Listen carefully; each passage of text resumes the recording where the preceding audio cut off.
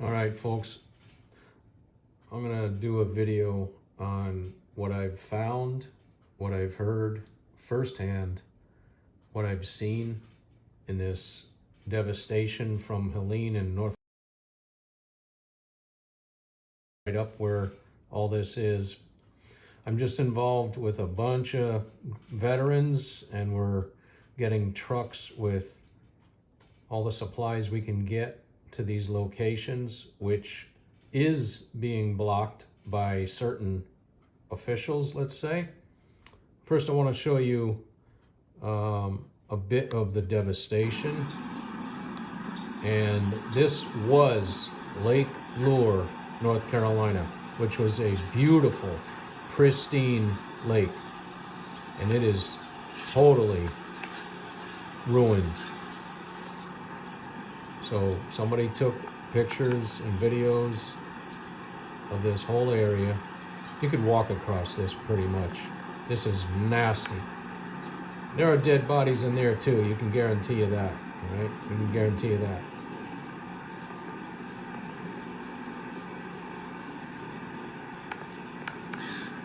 These are houses and trees and vehicles and boats and whatever else these stormwater is brought, which, by the way, I'm going to tell you, it was not a natural storm. We can go into that some other time. All right, cancel that. We're going to go over to some other stuff now. All right.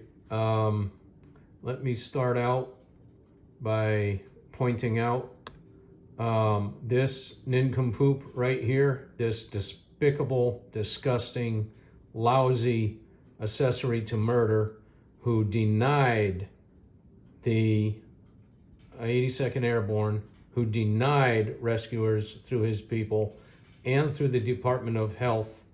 And I'm going to give you some stories that are firsthand, and this scumbag is no better than this scumbag right here. You notice anything similar between these two? This is the attitude this knucklehead gives you when you're looking for help, right here. Perfect picture, you know? A little bit the same? Yeah, I think so. Except this one is supposed to have a cognitive brain, all right? There's going to be some interesting things I bring out in the future. This is all this guy is worth. Just put a blindfold over his head, stick earplugs in his ears, and he'll be exactly the person you need to speak to on a day when you need to see the governor, because that's what he's going to be to all of us. He has no damn concern for these people at all. All right, I'm going to give you some stories here that you really need to hear. All right, let's listen up. And also from that video, I started getting a lot of messages, like to my Instagram, from like actual like aircraft commanders, like squadron commanders. No kidding. I had a squadron commander from North Carolina reach out to me. They had to load a C-17 full of supplies just to take a photo op for Kamala, and they never sent the bird. Wait a minute, what? They loaded an entire C-17 full of supplies for the hurricane victims just for Kamala to go there, take a photo, take a video, and they never sent the C-17.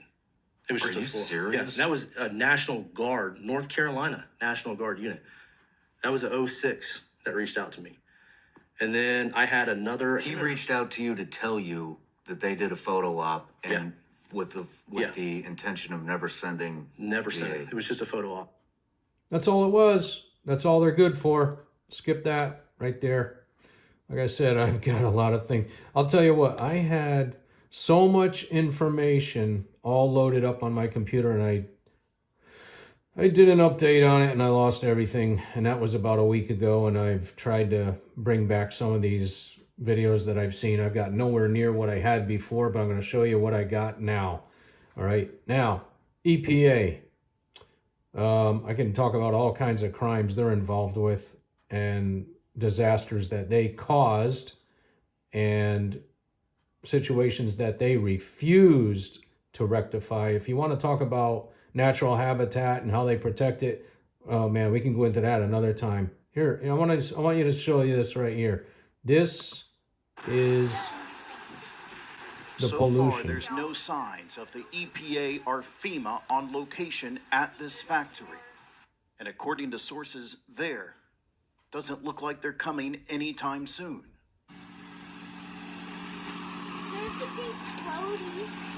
Just pounds and pounds of those chemicals all over the place.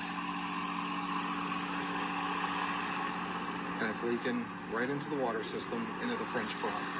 French Broad River. That it happened to.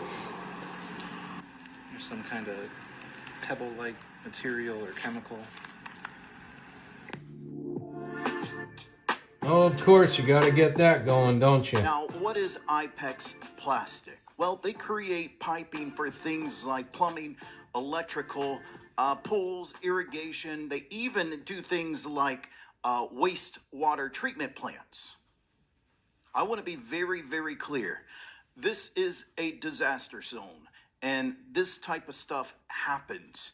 And so I'm not suggesting any foul play at all on behalf of anybody.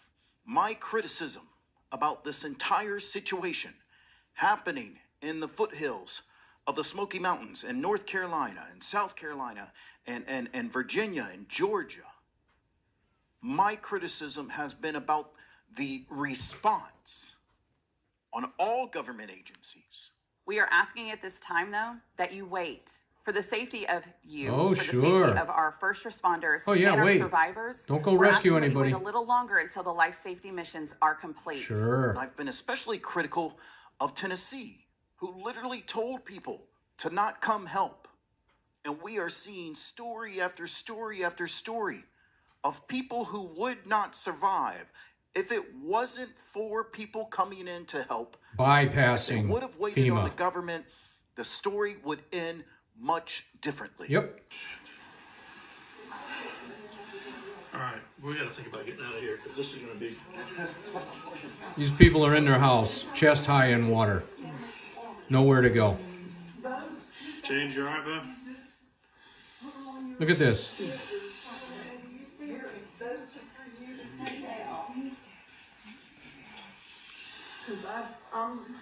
The government's response to this situation, and let me be clear, this is not an endorsement of any kind with regards to the upcoming election.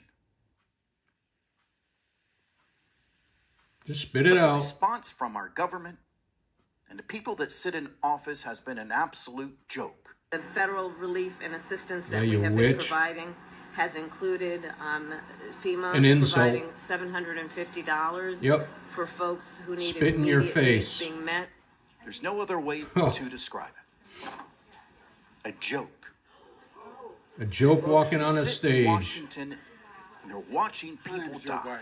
Diarrhea out of the mouth. Oh yeah, happy man. You got a shower tonight? Scumbag.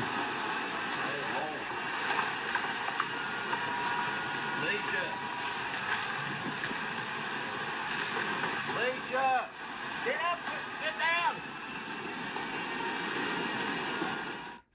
I just want everyone to know that we are displaced due to Hurricane Helene from Western North Carolina. We cannot go home. We have no power, no food, no water, no nothing.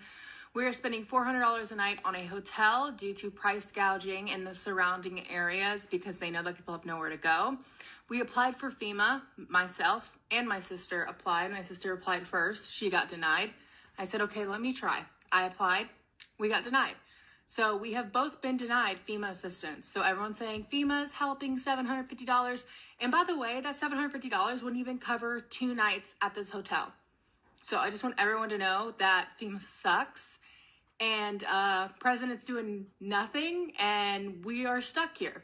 I am blowing through all my savings in a hotel to escape a natural disaster. So, thank you, FEMA. That's right. Oh, I hope not. Oh, we're gonna go up in the attic if we have to, guys. Okay, so this guy's gonna take his family up in the attic, and hopefully he wasn't one of them that had the whole house wash away. All right, let me get rid of this for a minute. Show you something else. I'm gonna tell you some things in a little bit here that'll blow your mind. because they sure aren't on the news. All right, let's see here. Oh, yeah. I got to show you this one. Did you see this one? All right, let's take a quick look at it. Actually, there's another video I got to show you first that shows you the bigger details of it. She's good too. Let's see. Oh, before I go, you know the 82nd Airborne is right there in North Carolina, in Camp Lejeune, Fort Bragg, all that.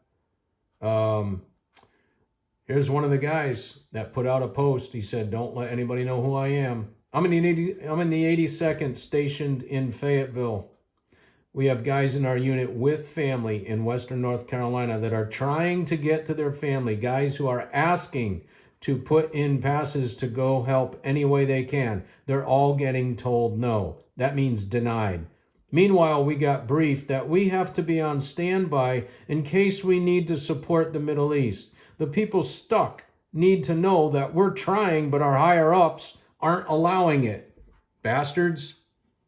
I got a text that I'm going to have to read you also that is from someone that I know. And once again, she did not want me to, well, he did not want me to let anybody know who he is. And so I am going to read you what he wrote. And you want to talk about being pissed off. All right, this is a high-ranking person in the military. It's not good. Remember when they told me to get my affairs in order? It was back in April. They said, "We're preparing for war on the homeland." I asked them if it was the CCP or Russia, and they said, "No, it will be a civil war pitted against we the people." That's what many of us at the top are being told. You want to talk about, I'm going to cut off for a second off of that.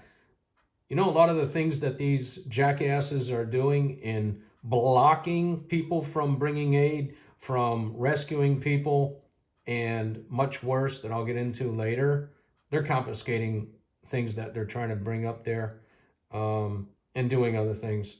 And let me tell you, not only that, but you can look at a whole trail of things that they've been doing all along that are trying to provoke and instigate us to do things that they want us to do so that they can initiate martial law. So we have to be very careful and on our toes that we don't do what we really feel like doing. Back to this guy. I asked them what's going on in North Carolina, and the stories, are the stories true? That they're not rescuing people? Their exact words, and this is to this officer: "Yes, it's become political and many of us want to take our choppers down to rescue people, but we have not been given the okay. We see civilians doing more than our own government, who, by the way, is trying to get in the way of them helping. This is not the military I signed up for. I am pissed off. I don't think I'll ever get the smell off of me. So many dead, and when you see a child, you can't help but cry. I keep thinking, what if that was so-and-so just laying there, you know? Don't get me started on FEMA. What a joke. I'll try to text later. Gotta run. You can share what I'm saying, but please leave out any details about my identity. I'll be court-martialed in a second. All right? That's just one other guy. There are more that I had gathered up previously, and these guys were being denied. Once they did eventually get some of them dispatched, deployed out there, guess what? They're all sitting, helicopters just sitting. People went up to them and said, "Hey, what are you doing?" "Well, we're not giving any orders to go. We can't go. We want to go. They will not dispatch us to go. They will not send us to go." Let me go back to something up here. Guess what happened? The feckless scumbag governor of North Carolina didn't do squat. So what happened? Lieutenant Governor Mark Robinson went up to these pilots and he said, why aren't you going? And they said, we're not being told to go. We can't go without orders. He said, well, I'm giving you orders right now. Go. That's how they got going. All right. Let's touch on this one here. Give you a little bit of what he said. We cannot wait for anybody. We have got to, guys. We're on our way up there. Right? We've been joining in our efforts to bring much needed relief to the people of Western North Carolina. And this is just a small sample of what we've been doing. We've got 24-hour, 7-day-a-week convoys coming by air, by land, coming up to the people of Western North Carolina, because, folks, we cannot wait for FEMA. We cannot wait for anybody. We have got to take care of North Carolinians as North Carolinians, and that's exactly what we're doing. So we'll see you all on the ground in a few minutes, and be looking for more information. All right. All right, let me go back to this other stuff here. You still got to see stuff that you won't, you'll just be pulling out your hair. You'll be like Jesus walking into the temple with the whip and flipping tables over and driving everybody out. Let me go into this guy right here. Trump abortion. Of course, you got to see the witch first. Suffering from a yeah, miscarriage, disgusting being denied witch. care in an emergency room because the healthcare providers are afraid they might go to jail. The freedom to make decisions about one's own body should not be made by the government. Jonathan Howard, a member of the Florida State Guard Special Missions Unit and part of the nonprofit Aerial Recovery, is on the ground in North Carolina, urgently needing helicopters to reach and rescue people in remote areas. Pay attention. Politicians are deliberately preventing rescues by withholding necessary resources.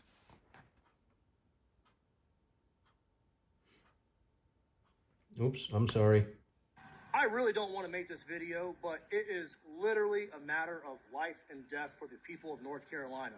So, my name is Jonathan Howard. I'm a member of the Florida State Guard Special Missions Unit.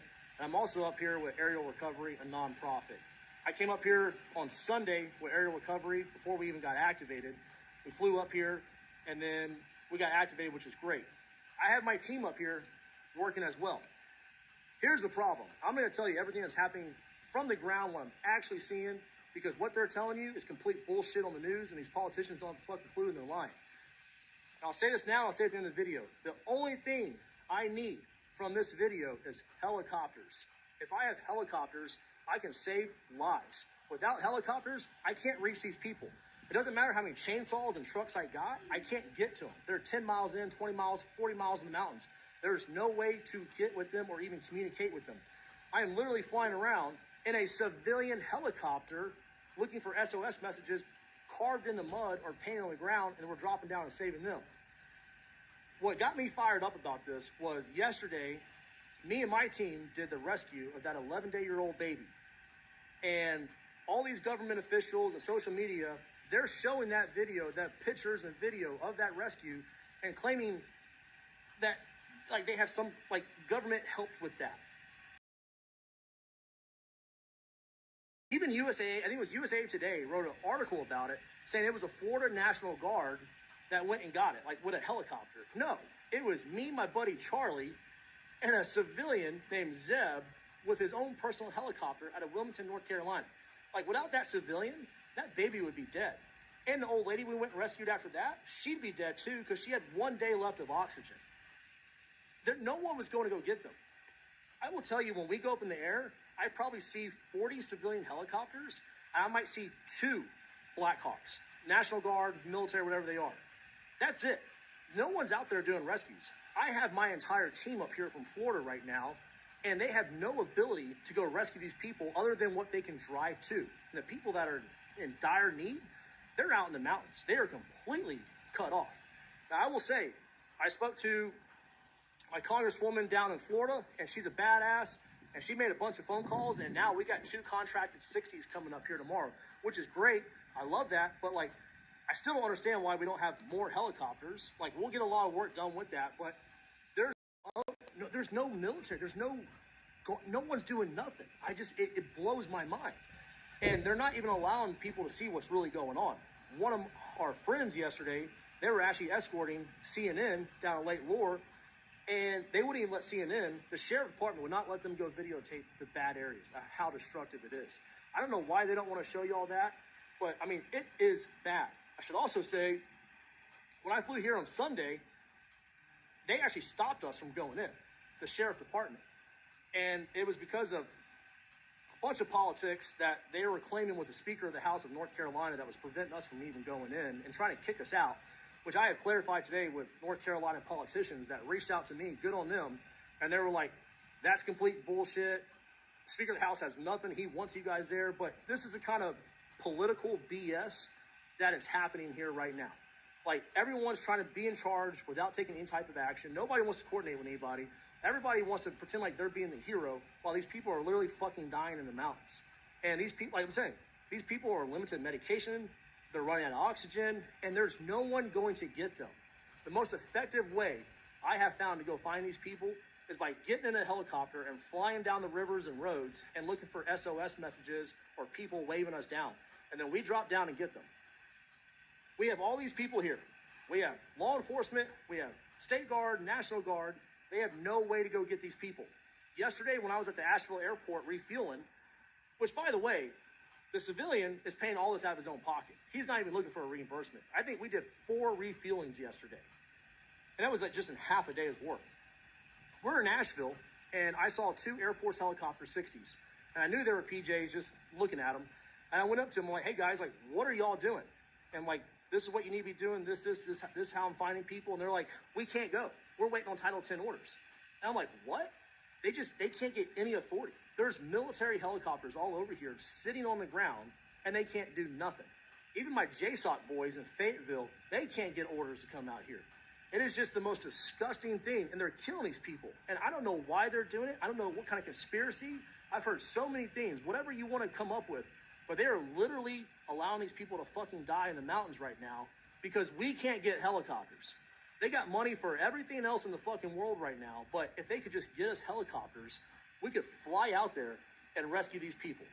So I hope this video goes viral. I hope these politicians get fired. I hope people get pissed off.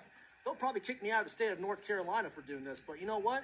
I don't care, because if I can save one more life for it, it's fucking... That's right, buddy. Doggone right.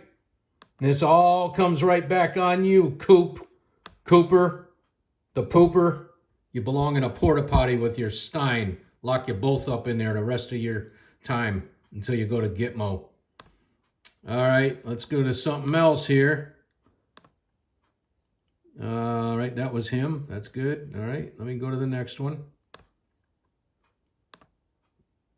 Yeah, she was a pilot. She had a lot to describe. Let's listen to Lee Brown here. Hold on a second. Things you may not know about what's happening in the North Carolina mountains in the aftermath of Helene. Here's number one. If you have friends or family that are headed into the mountains or who live there, the looting has picked up major steam. I was advised yesterday by a county sheriff to make sure that anybody out and about is carrying, and in his words, carrying with the safety off. There are very aggressive people out there, and I'm just going to go ahead and say this. It's not because they're necessarily awful. They're desperate. Desperate people do desperate things, y'all. And why are they desperate? Because there's no water in some of these communities. We have neighbors in North Carolina with no water. And all I can say is this: the government ain't coming to save you. Not now, not ever, because they don't care about you, the people, anymore. It is the citizens who are going to have to step it up. And we are. Now, I got to tell y'all, I was floored yesterday by how my community, which is a little over an hour away from the affected areas, showed up at donation sites with water and diapers and formula and some liquid IV. I mean, y'all brought all kind of things, bleach, vinegar. You are ready to help, and we're going to take more donations today. And we're so grateful for everything, because I'm going to get it into the hands of actual volunteers. And I was asking people, like, why are you bringing it to me? Some of y'all don't even know me. And they said, well, we don't trust the relief organizations anymore. Y'all, we have lost our organizations to grifters. We have lost our organizations to liars. And so we have to rely on each other, because that's how this country was built. This country was built patriot by patriot. That's right. And I can tell you this, as a realtor, I know my realtors in the mountains, and I have talked to them, and they know the neighbors too. So I am getting your donations into hands that are going to get it into hands. And everybody that sent me dollars, I got teams of shoppers out, and I got receipts to prove it, because we are not grifters. We are neighbors. And the patriots that are in the mountains, if you see this, if your family sees this, hear me now. You are not forgotten by the rest of North Carolina. And if you are not in North Carolina, then there are ways that you can give. But can I just remind y'all of something? You cannot eat money. You cannot drink money. So for those of y'all that thought money was your God, and by the way, that includes our freaking elected officials, it's not your God. Told my girlfriend this morning while we were talking about this during our run, I said, tell your children, she's got grown children, this is why you keep a stash of water on hand. This is why you keep a stash of food on hand. But for those of y'all that are not in affected areas, if you can take your donated items and send it to the mountains, then send it with a friend. Make sure you're sending truckloads so that we don't overload the roads because our first responders are overwhelmed. By the way, thank you, Governor DeSantis, for doing more for North Carolina than North Carolina's governor has. I'm very grateful for your National Guard because we have to help each other, y'all. And I'm going to tell you something. If you will share this with somebody who doesn't know what's happening in North Carolina, they need to know. They need to know that there are entire towns gone. Chimney Rock is gone, a beautiful town. Swannanoa, gone. Montreat, gone. Other towns damaged beyond repair. That means our geography has changed, our culture is at risk, but most importantly, our people, our generational people have lost their generational homes. This ain't about your granite countertops anymore. Listen, y'all, listen. Tell somebody how they can help. I am but one. All right, I'm just going to say here, you heard about those towns being wiped out, right? And there's a lot more than that. And the people that I'm in touch with, you're not going to hear this on the news. You want to talk about 200 some odd people dying? I've talked to someone that was on site saying there had to be what they were looking at right there in one spot, several hundred children dead. There's another one, talked about 1,000 dead. The people I was speaking with tonight, very well connected. Not going to name anybody because there's too much going on against those who are doing things properly. And they said their numbers of deceased are going to be, they figure it at least 14,000 to 20,000. And you figure all the people that lived in the mountains, some in these trailer parks, some on the banks of the river, all kinds of people just completely wiped out and buried in the mud, buried in the rivers. What's left of them? Let's move on a little bit here. I'm as pissed as she is, and I'm pissed more because I know too much of what's going on.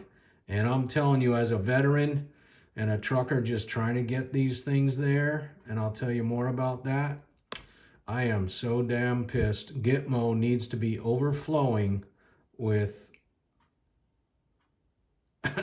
these guilty people.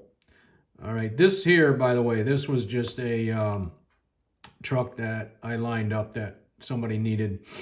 Donations picked up out of San Antonio. These were the people that were helping to load. They loaded up.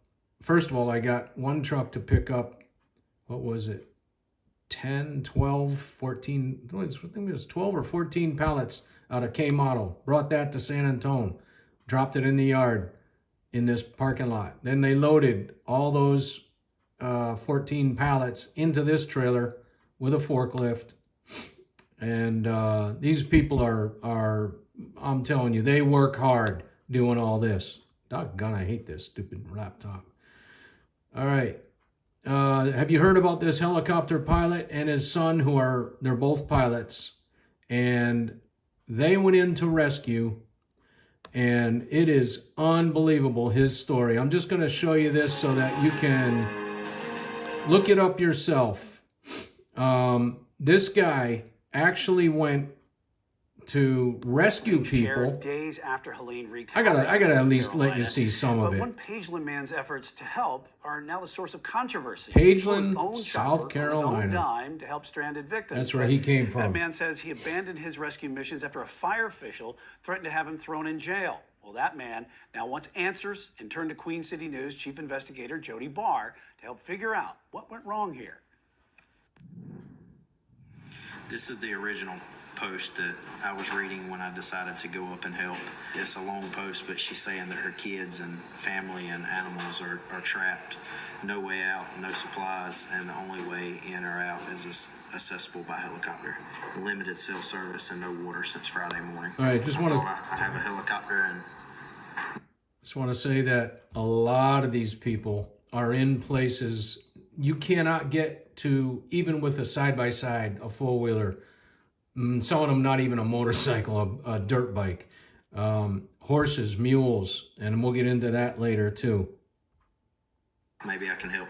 Jordan Sidham piled food and water into his helicopter Saturday and headed up toward Banner Elk, the only way through a mountain gap in Lake Lure. This is the mountain valley that you would have to fly to get to Black Mountain, where we were escorting people out. This is a mountain range, and this is a mountain range. The only place to fly through with bad visibility, low cloud coverage, is Lake Lure. The cries for help from people stranded without food, water, or electricity hit social media soon after the flooding last Friday. So my parents are stuck there. Their address is Banner Elk. They are in the first condo. If you receive this, please give me a call back. Thank you. Sidham's phone started lighting up on Saturday with people begging for help. I mean, I could hear the desperation in her voice. This is multiple phone calls I've received like this, voicemails, text messages, and you could hear people desperate for help. Sidham and his son rescued 4 people on Saturday and spent the night in a nearby pilot's lounge, then decided to fly again Sunday morning. I spoke with my son, which is my co-pilot. I said, hey, do you want to go back out and try to help today? And his response was, there's so many messages, I don't think we can't not go help. Sidham and his son were headed up to Black Mountain. Flight tracking shows no flight restrictions in place Saturday or Sunday morning when Sidham flew through the Lake Lure Gap. But that was all about to change. The Sidham spotted an older couple waving for help, then landed in what's left of their driveway. Hey, I want you to let me get in, you step out. Go out, help. By the way, I'm going to keep saying this. It's we the people that are doing all this. We the people. Forget about the government. They left you a long time ago. On the side of the mountain, it was kind of unstable, so I didn't want to put more weight in the helicopter to lift back off. So I left my son with the other victim, and I was just going to take one person down at the time. And you could hear me in the video talking through with the victims and with my son what we're going to do. 3 minutes away, Sidham spotted a group of rescuers just down the river. He landed and found someone in charge. Told him my background experience, law enforcement, firefighting, pilot. He immediately started helping with coordination. He gave me radio frequencies to coordinate with them on, set up a landing area for me to come back with the other victim. And in the middle of the whole conversation and then blocking the road off, I was greeted by the, at that time I didn't know, but Lake Lure fire chief or assistant chief maybe, and he shut down the whole operation. So at that point there was... Nice guy, huh? The conversation wasn't going any further. And again, he asked me to leave, and I said, hey, I have no problem getting out of your area. If that's what you want us to do, we'll leave, no issue. At that point, I asked him, what was the reason I had to leave them there? And he said, again, you're interfering with my operation. My Get operation. out of the area. Mr. Said, Red Tape, power tripper. Trained that, but I know how my training is, and I'm not going to leave personnel behind. I'm going back to get my co-pilot. He said, if you turn around and go back up the mountain, you're going to be arrested. Nice guy, huh? Sir, I'm going back to get my co-pilot. I don't know what to tell you. And he said, I'm letting you know. And at that point, he waved for 2 law enforcement officers to come over. Bastard. And told me that again, if I go back up the mountain, I would be arrested. He flew the 3-minute trip back, picked up his son, and left the woman's husband behind. I'm sure he was flooded with emotions and trying to rescue other people, and I just felt that it was best at the time to leave. So I did follow his instructions, and I had a conversation with the female victim before I left, apologizing and explaining. She was standing there. She heard the whole conversation, and they were both very, very surprised, very upset. The husband, as I was leaving off of the side of the mountain, at that point, separated from his wife. He was upset. 1,400 flight hours, turned his chopper around and headed back to South Carolina, passing people waving for help along the way. As I was actually leaving to go back to get my son, the original chief or captain that I spoke to, his crew and himself, they came back over and said, hey man, we can't tell you to go get the victim. We can't even ask you to go get the victim, but we can tell you if you come back with the victim, we'll have you a designated landing spot, and they won't. We'll make sure they don't come over here. So there was no flight restriction when you went in? No flight restriction when I went in. It went in place 20 or 30 minutes after the confrontation with Mr. You feel like that was coincidental, or do you think that was because of what happened? I don't think it can be coincidental when there has not been one in place the day before doing rescue operations, the night of, the morning of, that took place after our altercation. I think there would have never been a TFR put in place had we not had that conversation. If I had to do it over again, I would have stopped and I would have rescued as many people until they decided they were going to arrest me. Well, for now, we've chosen not to name that Lake Lure fire official because communications in and out of that town are still difficult. We want to include... Well, let me tell you something. They did, thank you, Queen City News. They did do a follow-up story on that one, and they identified that little bastard, that fat bastard, whatever you want to call him. They got a picture of him. Maybe I'll see it here. Let's see here. What's this? The elites are laughing at us. They've come right. Nope, that's not the one I want. Let's see. That one. No, maybe this one. Oh, boy. What do we got here? Oh, yeah. Here's Lee Brown again. She's out of Harrisburg, North Carolina, by the way. My town. Let's hear what she's got to say, because you will want to hear this one, too. Here's your update from Western North Carolina and our Helene help operations. First of all, some really dumb rules have been implemented, y'all. One of our big shelters and distribution centers, the health department told the refugees, those that are stranded, who've lost everything, that they could not use the shelter showers without flip-flops. Dumbest thing I have ever heard. These people have lost everything, and you won't let them take a hot shower without flip-flops? Oh, well, when I got that call, thank you, friends, and thank you to Larry and Concord who hooked us up at the nail supply place, because we sent 18,000 pairs of flip-flops up to the shelter this morning, where one of my girlfriends took a trailer up so people can take a shower. Those are the kind of rules that don't help in a time of absolute survival disaster. That's number one. Number two is, if you're reading about FEMA online and wondering if they're really a pain in the tail, I can confirm it is true. I tried to send in a pallet of chainsaws 2 days ago, and we had to divert it somewhere away from FEMA because they wanted to confiscate. FEMA, those ain't your chainsaws. Our mountain people are much better with them than y'all are, although I'm sure there's some very fine people. And their lives are worth more, too. Organization. But those saws need to be in the hands of the guys on ATVs down in the holler and up on these trees where there are blocked roads where we can get access to our neighbors who are still stranded. This is not a one-time little 5-minute storm. There are people that we have not gotten to yet, and we want to get to them. That's why those chainsaws are up there. So fine, we're going to go around you, FEMA, and don't try to get in the way of North Carolina mountain people when we are trying to take care of each other. You should also know I had a shipment trying to go in last night that got stopped because somebody wanted to inventory it, so we diverted that one elsewhere to get it into the hands of an apartment complex of seniors that had been neglected. So thank you to the friend of mine who alerted me to that complex and to the other friend who took this load up. And by the way, got to spend the night at the apartment of somebody who was just willing to help out. The biggest thing you have to know here is that neighbors are looking after neighbors, and when FEMA's in the way, don't think you're going to stop us, because that's basically like a Satan roadblock, and God will find a way because God always wins. The other thing I want y'all to know is that we do have support from all over the country. We've got NYPD, fire departments, we've got linemen and emergency personnel, and we in North Carolina are very grateful that you have chosen to come help us. So thank you to them, but boo to the government agencies that want to get in the way. And by the way, got to add one more thing. The announcement today that this little tiny piddling amount of money is going to go to people impacted by this storm. Are you kidding me? I told y'all before, you cannot eat money or drink money. Why are we not seeing massive supply drops come in? And I mean massive. The government is run by my taxpayer dollars and your taxpayer dollars. They are a net consumer, not a producer. So whatever they're throwing out there comes from me.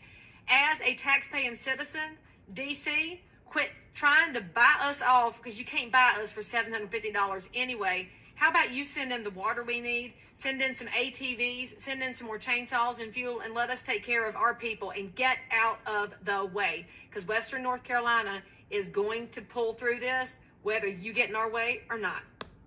Now, I do want to say another couple of things. They could have sent in the 82nd Airborne or any other divisions out there who have not only the helicopters, they have tents, they have living quarters they could send out there. They have everything. They have medics. They have, they could set up a triage center. Triage center is a makeshift medical location where, look, when you're out in war, you do what you can do with what you got, all right? I mean, you know, if you're looking for a visual, just think of, you know, the old TV show MASH. You know, these guys were doing, and that's the way it's done. I mean, you do your surgeries and whatever else you got to do under a tent. It's not sanitary. But guess what? You know what I just heard tonight? Up there in Western North Carolina, I'm not going to say the exact location right now. There were doctors and nurses with a triage center up. And the so-called officials that came up there, I'm going to guess it was the Department of Health, but I can't remember exactly who it was. You can't do this here because this is unsanitary. You're going to have to sanitize the floor. You're going to have to do this. You don't have, this is not an authorized hospital building, okay? They shut them down. The nurses were in tears. They had people that had injuries that were going in there. These people shut it down. These, oh my God, I am holding back so much right now. I am so pissed. And there's such a thing as righteous anger, and I believe that's what I've got. We're going to keep going here a little bit if I can, if I can master this thing. Let me get in here. What's we got? I think I need to go further down. I have got to get another laptop. I can't stand this one here.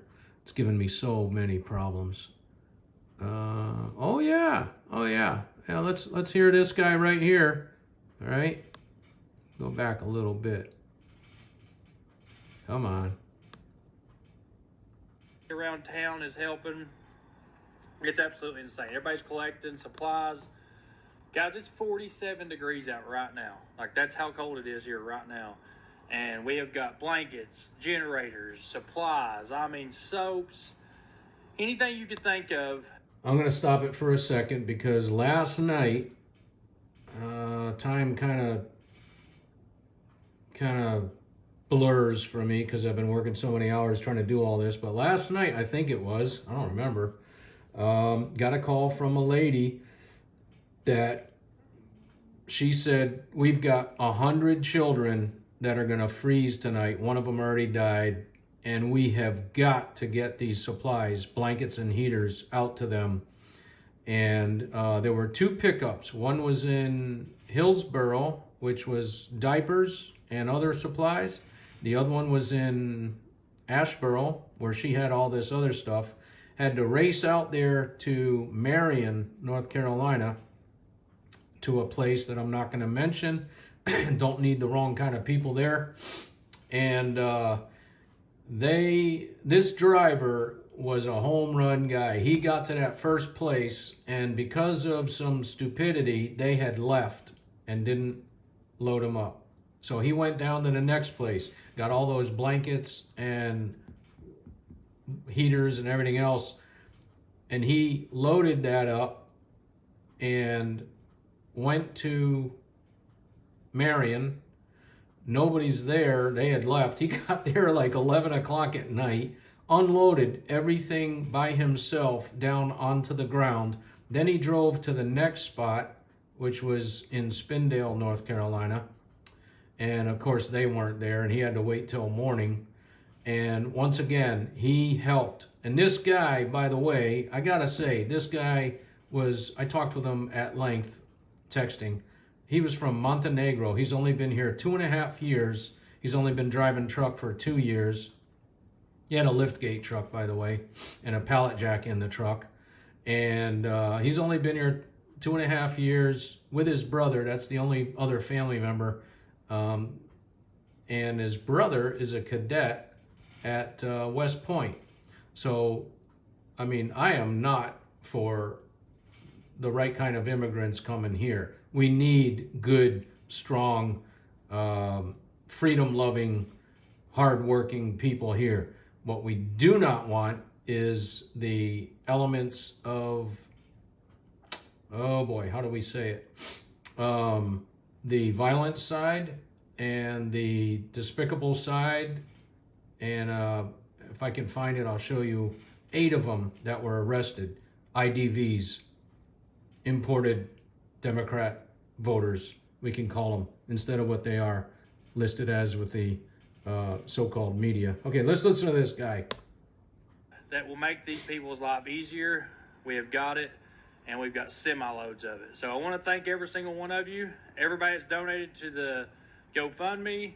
Every bit of that money is going all to North Carolina. Everybody in North Carolina that needs help. And we've actually taken some stuff to Florida.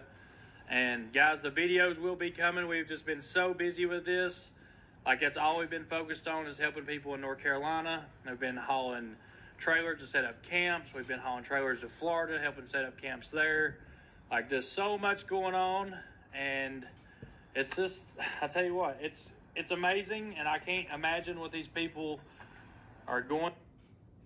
We know Josh Stein, and we know what he's done to make North Carolina safer. Yeah, liar, scumbag, get rid of your communist trash. Down on fentanyl. He's been a Go stick your head somewhere it doesn't belong. Governor.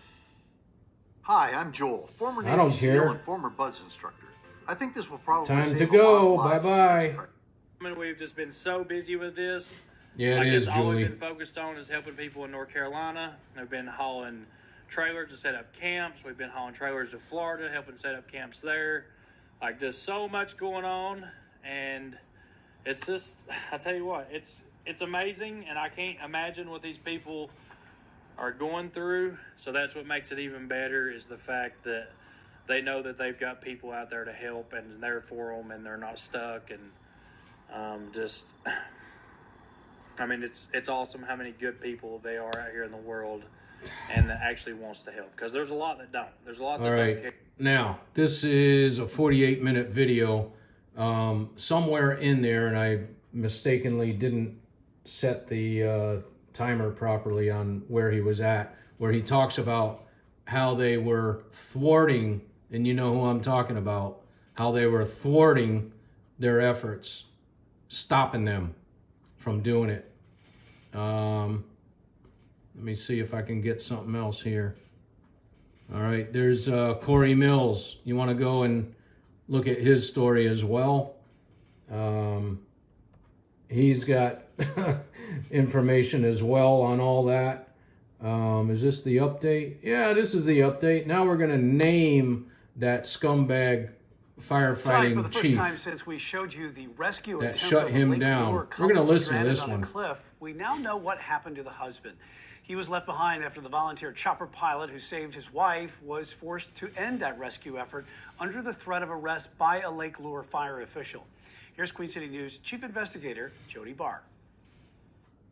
I was able to look him up a few minutes after I left. And who is this? His title online is the Assistant Chief of Lake Lure Fire and Rescue. This is the man volunteer helicopter pilot Jordan Sidham said threatened to arrest him if he made one more trip up a Lake Lure mountain to rescue another person. Just minutes before, a couple waved Sidham down as he passed overhead. Mike and Susan Coffey were stranded on a cliff after the storm washed away their home in the land it sat on. We could see the water starting to get much more violent, right? And we could see trees start to go down, and the water levels start to rise, but we kind of thought we were safe because we were so high up. And then we started to hear a lot of noises. Rumbling. Just rumbling. It wasn't thunder. What's this weird rumbling? Yeah, trees falling, Right. rocks, so it got a little bit frightening at that point. We actually sat there and then we watched our house go. The cliff just dropped. That whole side of the road, the cliff just dropped off, right? All of the trees and the dirt and everything else just started collapsing. For the next 2.5 days, the couple slept in their car, surviving on 2 bottles of water and 2 bags of chips. Friday night, I mean, we had the water, we had potato chips, we're also dehydrating. Like, that was a great pick, But so by the next morning, we were starting to get worried again of what we would have to be able to drink. We started to see helicopters go over, so every time we heard a copter, we'd just run out and start waving. There was a big pile of rocks at the house next door, so we did a big SOS sign in the cul-de-sac with the rocks, and just staying in the moment to stay positive and not worry too much. And then we saw this small black helicopter fly, and we were waving at it, and it stopped. And it actually stopped. Well, yeah, it circled over us. When you saw that helicopter make a U-turn and start coming toward you, what was going through your mind at that moment? Thank God.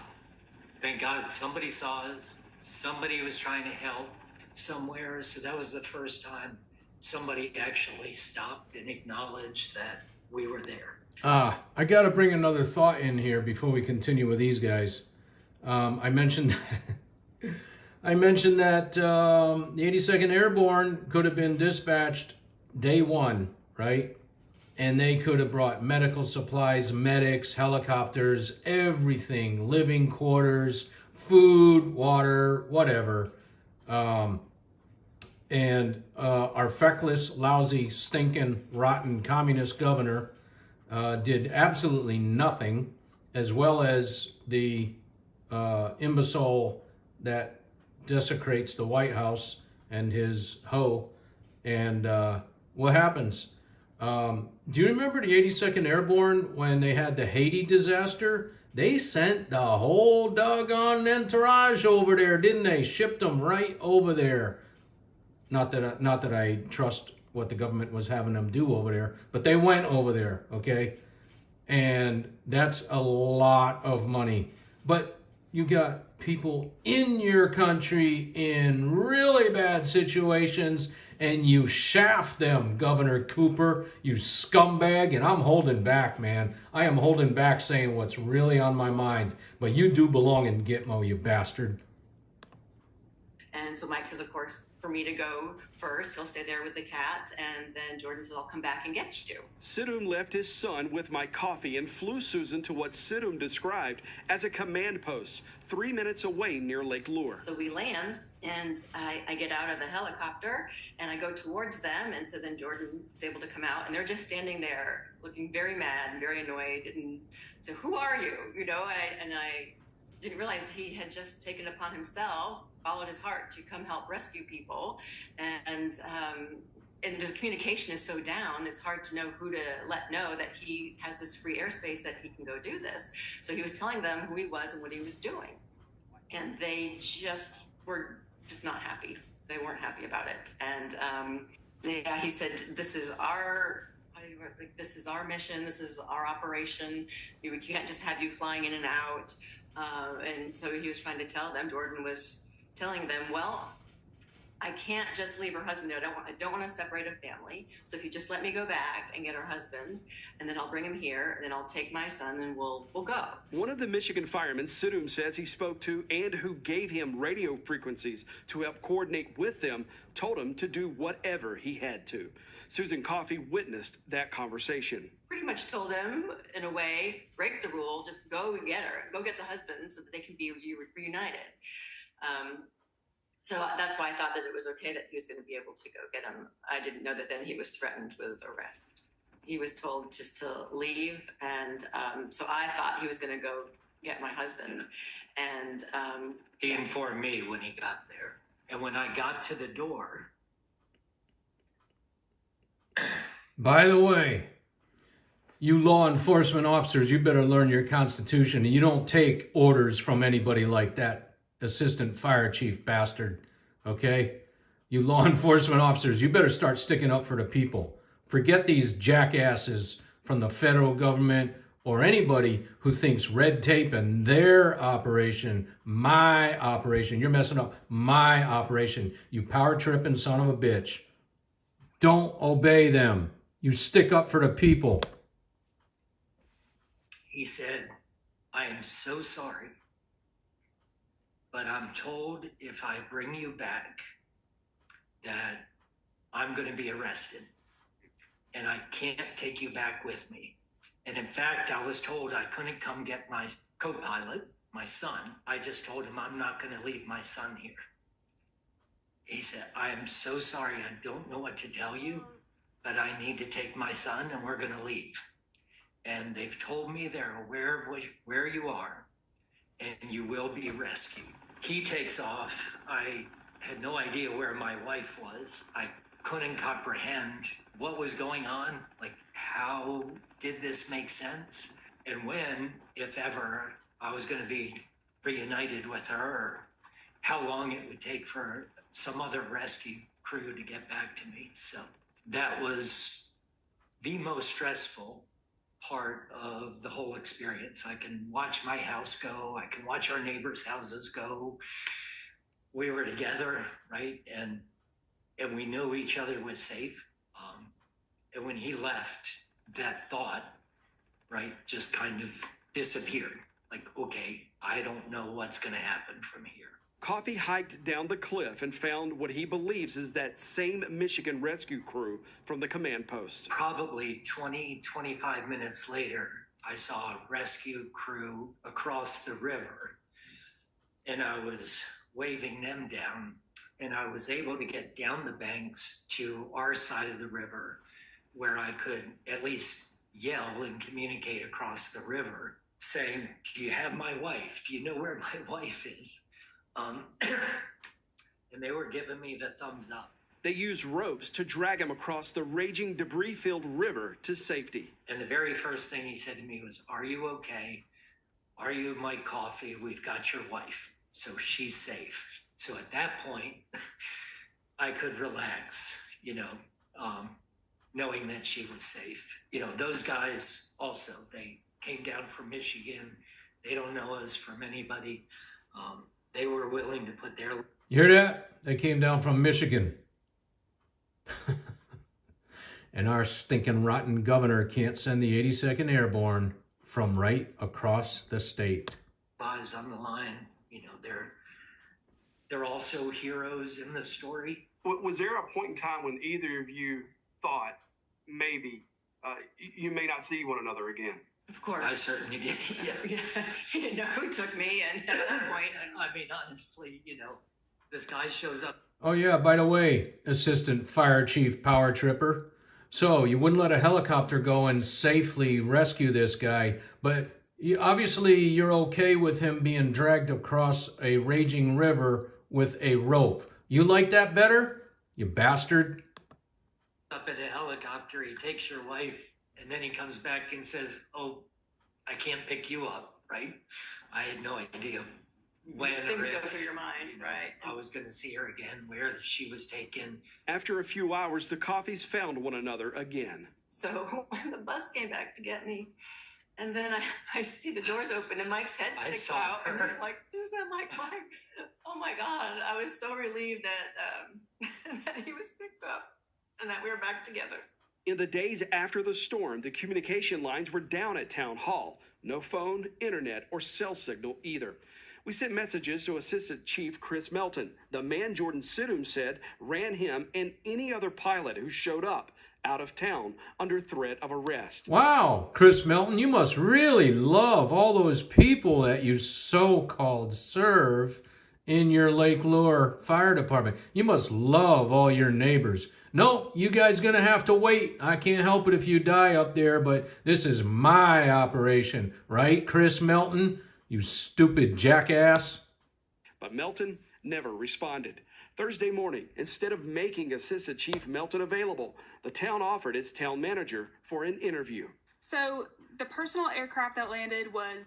So, Olivia, you had to speak for this scumbag who couldn't be man enough to answer himself. What a rotten excuse for a man, right? He looks like a man, but he's a little weasel. Oh no, I'm going to have a lady speak for me. Well, all she does is give a political speech. She's no better than him, but no respect whatsoever for that Chris Milton. There is an important video that I'm trying to find, if I can find it. Maybe it's further down. I gotta find that one.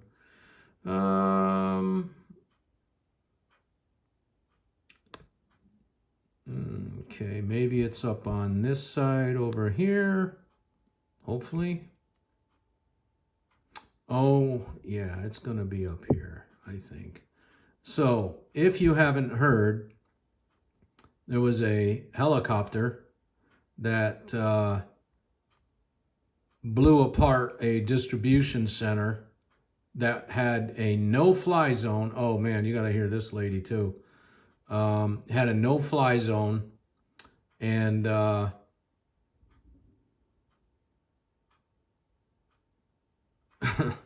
gonna have to punch it in here. This helicopter blows. Let's see. That should pretty much have it. This was one of those distribution centers that was set up, and this helicopter comes and blows everything around. And you can search it if you like. It's maybe it's only on YouTube. So let's try it there.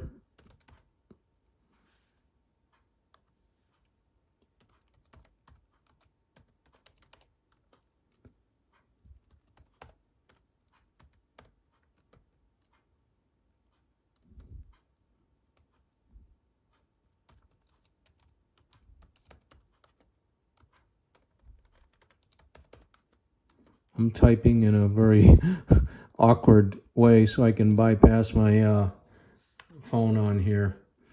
All right, so this is the video of what the jackass did. Oh, by the way, I got to tell you ahead of time that...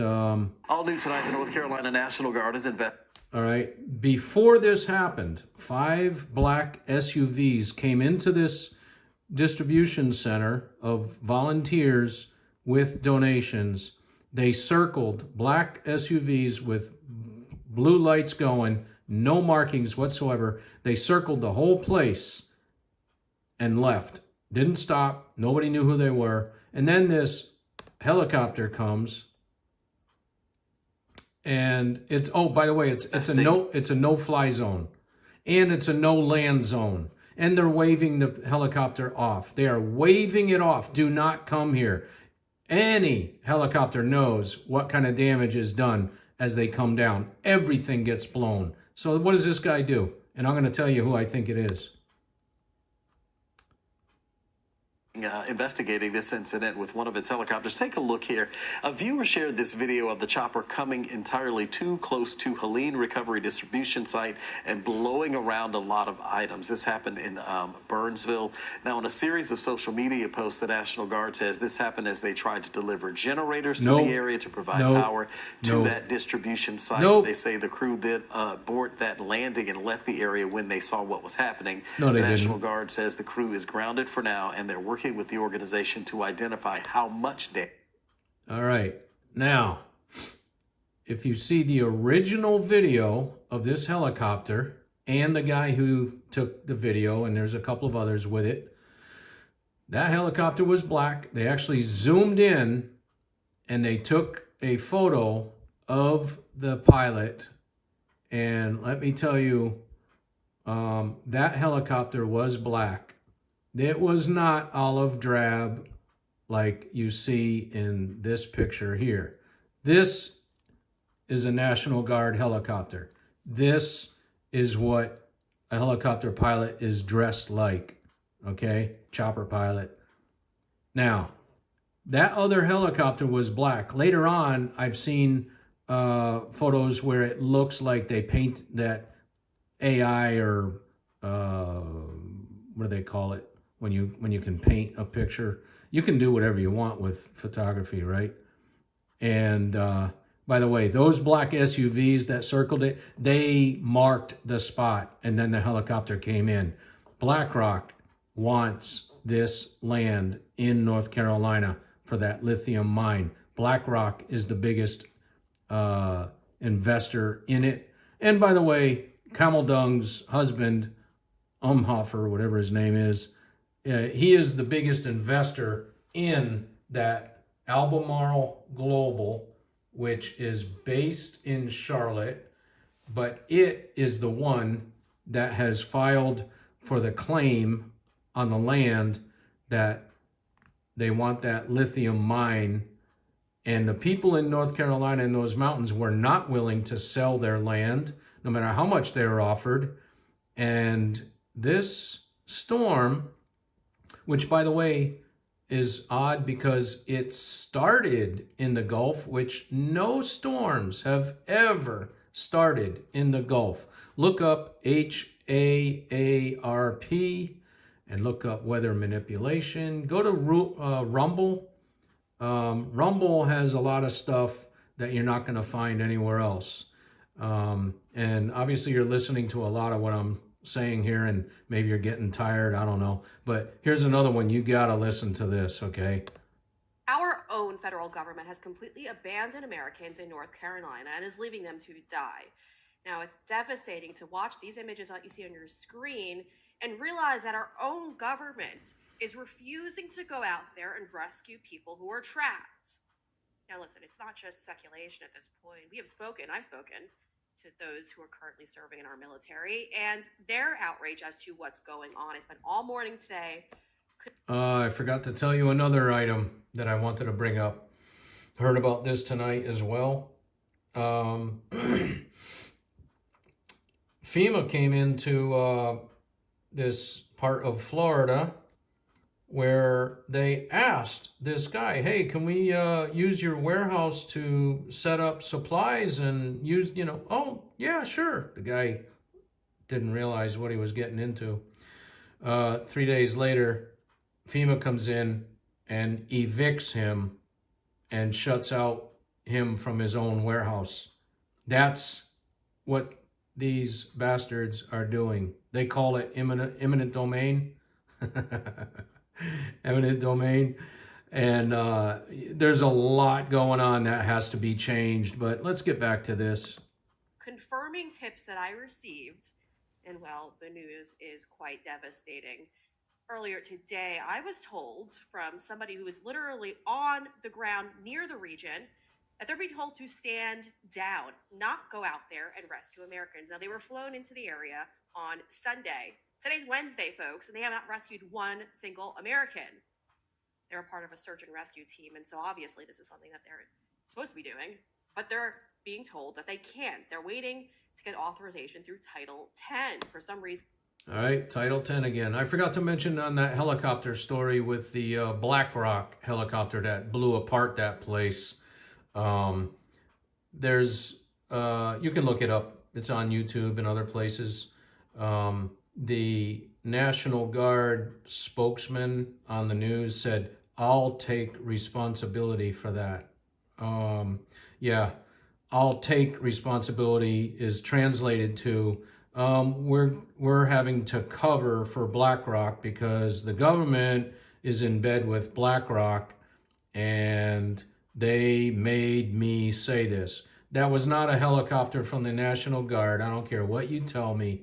And we'll go on from there. We're going to find out later. You'll see. Maybe it'll take a while, many months, when the right president gets into office. Oh, by the way, Camel Dung, she's running, and she keeps saying all of her plans, what she's going to do for everybody. Isn't she and that bozo in office right now? And, well, why can't you do it now? You're in office right now, you stupid jackass. And that's not coming down. And they're all just focused on waiting and waiting and waiting. Why isn't our federal and state government going out there to rescue these Americans? The photos, the videos of rescues taking place, they're not coming from government officials. They're coming from private citizens who are going out there, bringing in their own helicopters and rescuing these people. It's outrageous in itself, but it's going on. Now, earlier this week, on Monday specifically, I'm told that the North Carolina governor was actually expected to do a tour, and he was looking to do so with the chopper, and was looking to do so with also FEMA by their side for a photo op, of course. Of course. So they were going to utilize our resources, utilize the search and rescue team to get their photo op, but they weren't going to allow a search and rescue team to go out there and actually rescue Americans.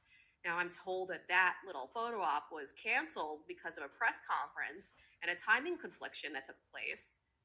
But again, why are we still not allowing them to go out there and rescue Americans? That's what they want to do. I'm told that the individuals on these search and rescue teams are really just dealing with low morale right now because they're being told not to save Americans when they're actually there to save Americans. Now, listen, I've also called around to Knoxville, Tennessee hospitals because I was told they were put on alert that they were going to be taking in an influx of those individuals that they did rescue, and I have not yet heard back from these hospitals. But I've called around to specifically ask them if they've taken anyone in. Again, folks, this is going on right now in our country, and it's not just me reporting this now. There's other individuals coming out there and talking about what's happening. People like Congressman Mike Waltz. He put out this tweet earlier today saying people are dying stranded in the mountains of North Carolina.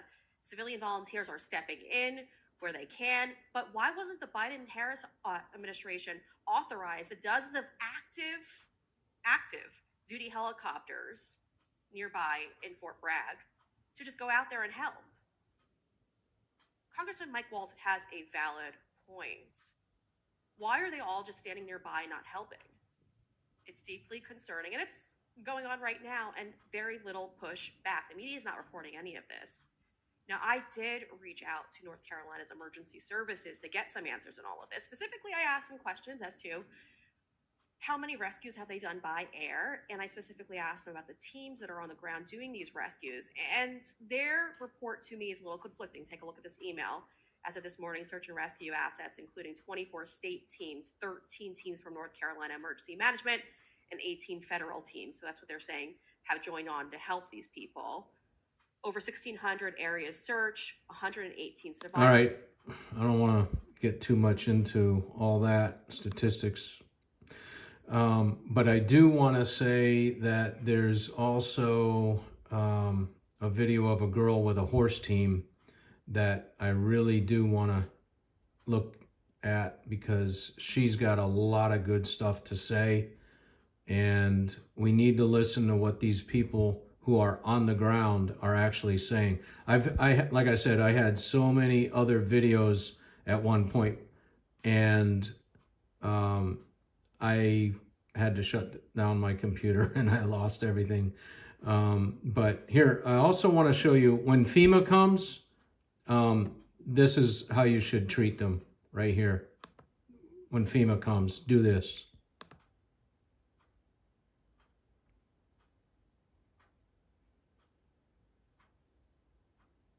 Yeah, hose them.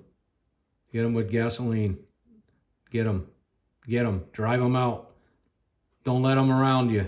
All right? That's what you do. All right? I had to give you a little joke tonight, right? This girl that is with the horse team 1, I'm going to have to go to... Shoot, let's see. She has, and I'm going to edit this later so you won't have to slug through my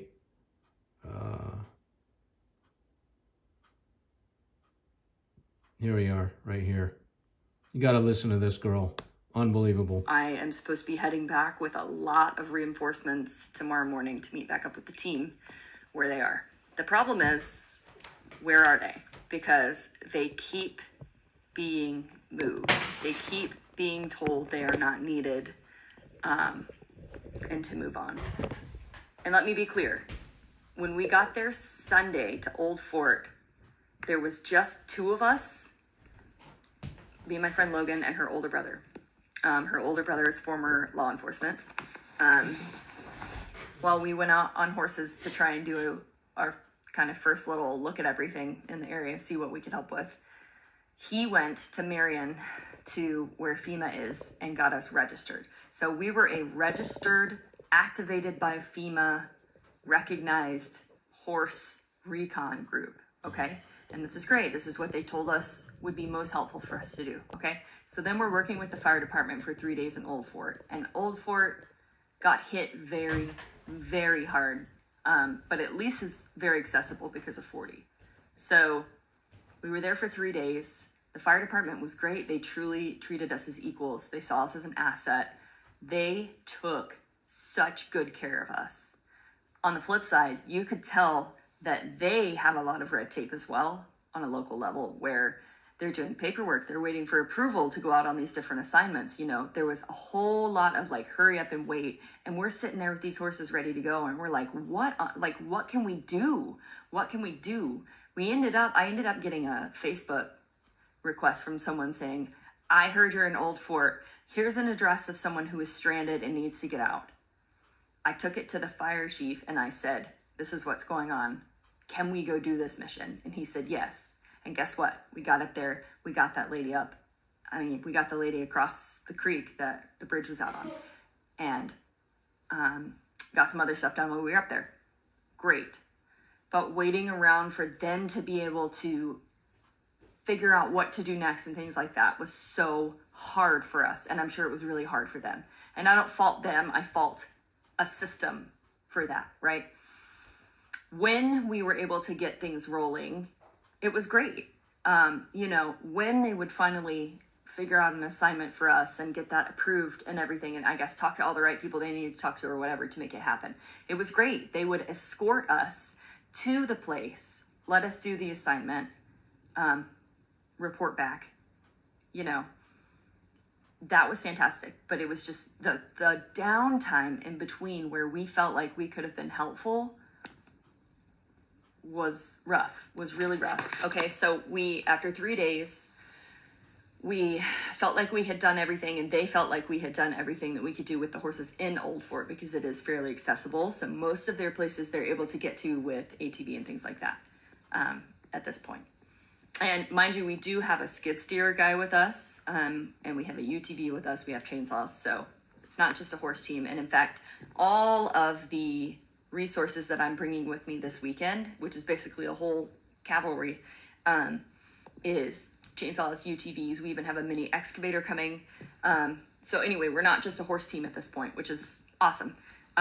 So they move out of Old Fort, and they're trying to kind of mobilize everything, figure out where they're going. I think she went and did some scouting in Black Mountain. This is about the time that I went home.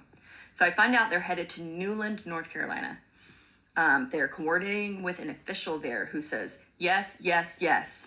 Get here, bring everybody that you can. We need you. This is a tiny town that has been very, very badly hit and has not had a lot of assistance come in yet. So we're like, that's exactly where we need to be. They're coordinating with, I don't know who this official is. It's hard to get this info while I'm home and they're there, obviously. So I'm going to give you the best that I can.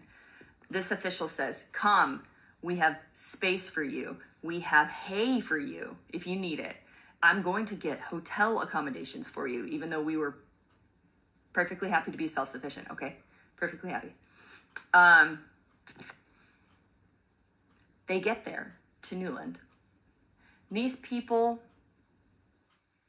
the officials, whoever they talked to, said, I have no idea who you've been coordinating with. We've never heard of that person. But yeah, we don't need you. And that's truly insane to me, because everything I'm hearing about Newland is that they need us more than ever, right? It just so happens FEMA got to Newland that day. Really?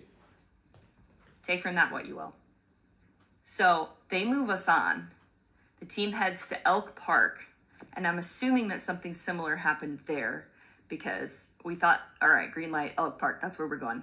Letting people know, coordinating all this stuff with the little tidbits of information that I can get from Logan on the other side. Next thing I know, they're moving out of Elk Park, headed toward Bakersville. all right. And they're like, if we can't get in Bakersville, I don't know what to do. Like, we've spent 2 days trying to mobilize this unit to somewhere, anywhere that wants our help. And it hasn't worked.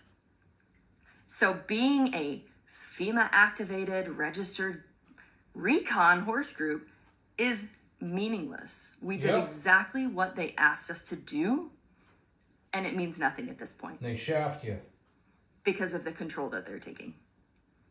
Shackles. So we managed to get set up in Bakersville. Guess what? I think it's because FEMA's not there yet. Okay. They're set up in Bakersville. The locals were thrilled. And they're like, green light it, bring the reinforcements, we'll take you.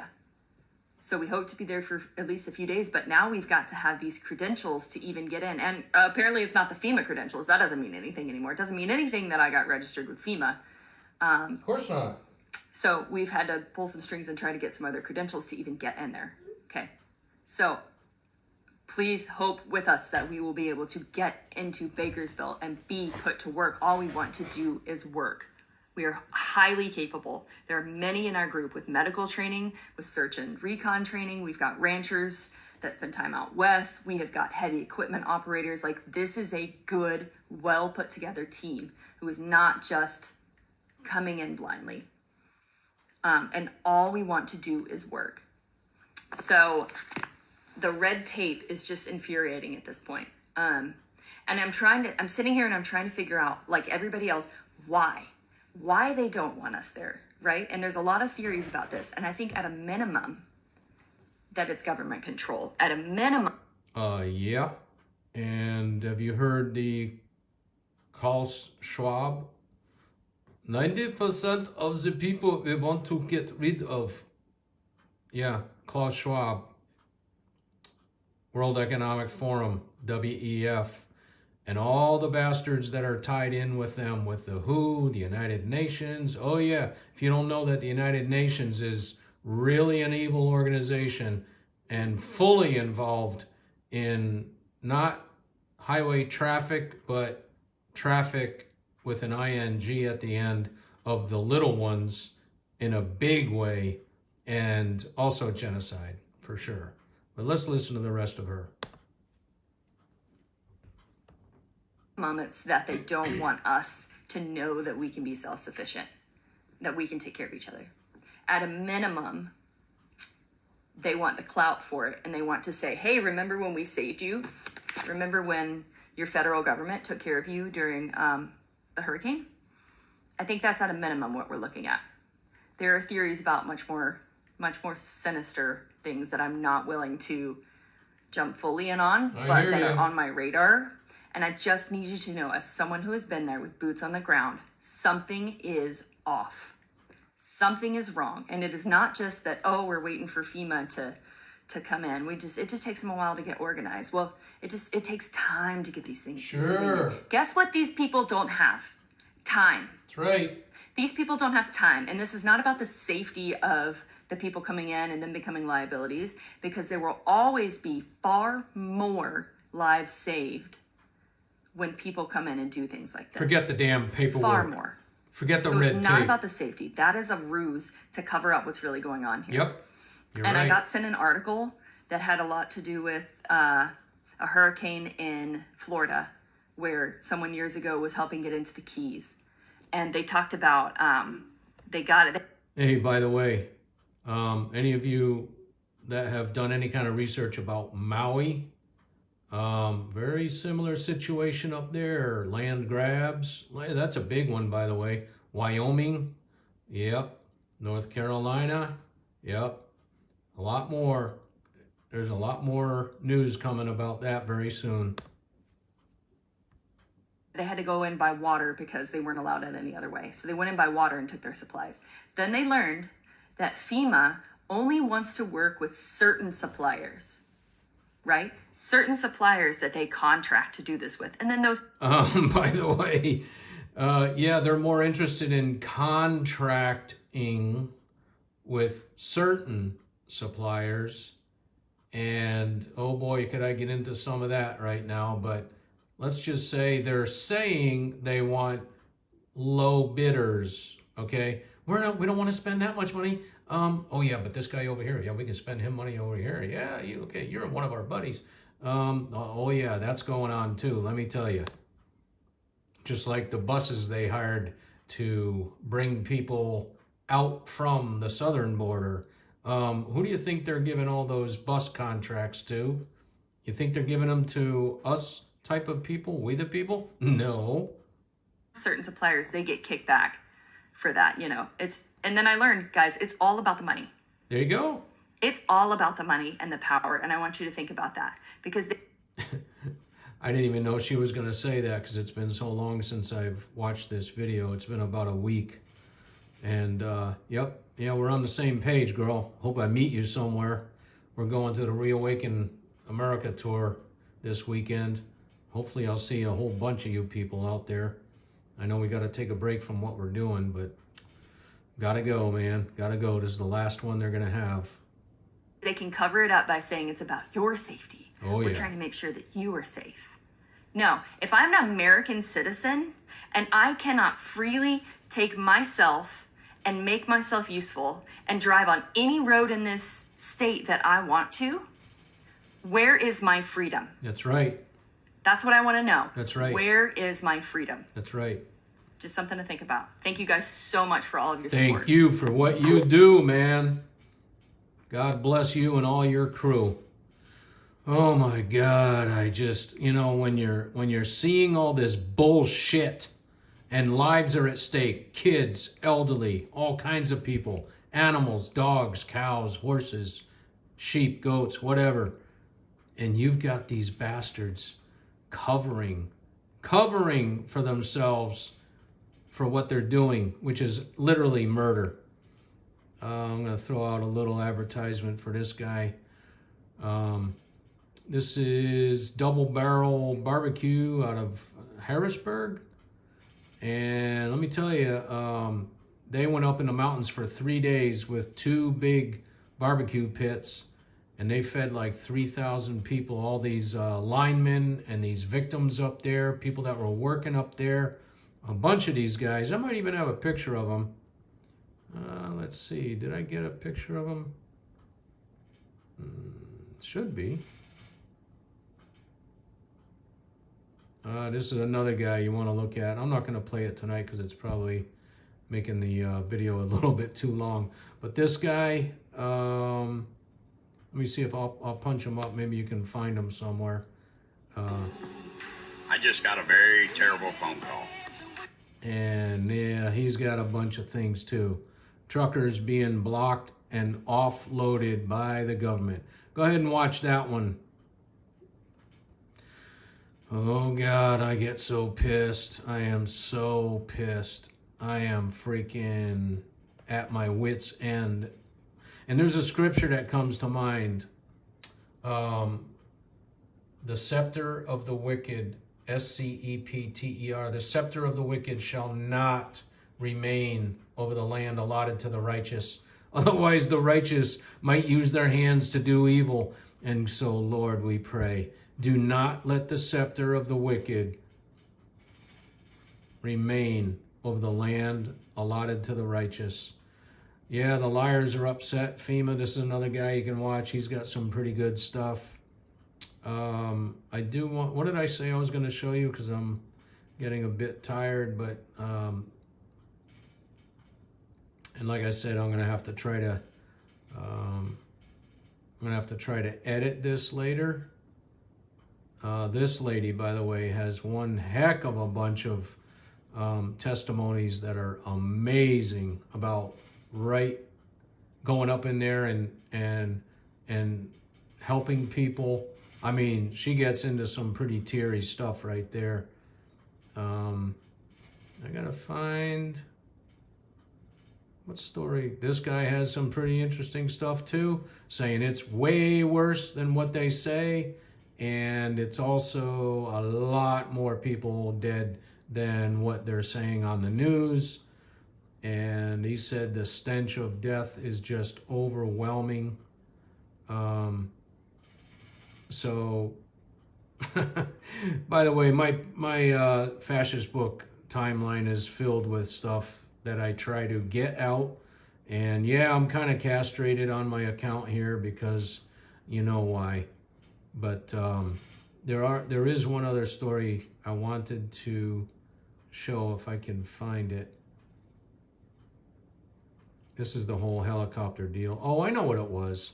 It's not in here. It's, oh yeah, this one. Yep, one more of those stories. You got to listen to this one.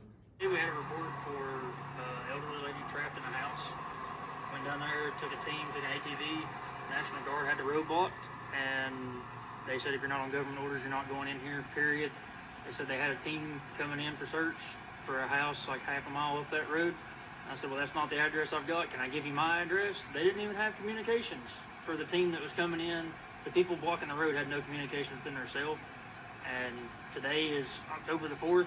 It's Friday. Since last Saturday, I've been trying to go out in communities and help. This was the 7th time a government official has turned me away. And I get it. I get keeping looters out. I get keeping random people out of communities. But I've been doing it for 15 years. I'm trained in search and rescue and emergency response. I've got a team of experienced people and plenty of supplies. All I'm asking is to be put on a team, and leadership or organization is like foreign to this entire operation everywhere, not just here. We had a report for That's it, man. Doesn't matter what you got, because they got a shirt and a tie, and they sit in soft chairs, and they get to stay in nice hotels, away from all the stench and flies and gnats and hornets and bees and wasps. Oh no, no, no, no. You're not going to see FEMA up there. Not in the woods. You're not going to find them up there. No, sir. They're paying off their little buddies to do clerical work maybe. And oh, by the way, there was another story that this is going to be my last one because it is getting late, but it may not even be on here, but FEMA took the credit for rescues that were not in any way done by them. Vigilant News Network, she had some really good stuff here too. I'm not going to play it because it gets long. You can look it up. There you go. Deadly hurricane flood disaster takes nightmarish turn. Media blackout. Vigilant News Network on Rumble. Like I said, on Rumble, you're going to find a lot of good stuff. And relief items blown away. I already showed you that, but that's the better picture of it. There's the jackass in chief in North Carolina. He's going to get his ass kicked out of office, and with God's grace and mercy on us, we'll find Lieutenant Governor Mark Robinson soon to be occupying the governor's house. So that's it, everybody. Let me know what your thoughts are. Go ahead and hit the like button and share if you think it's worth it. All right, take care. Have a good night.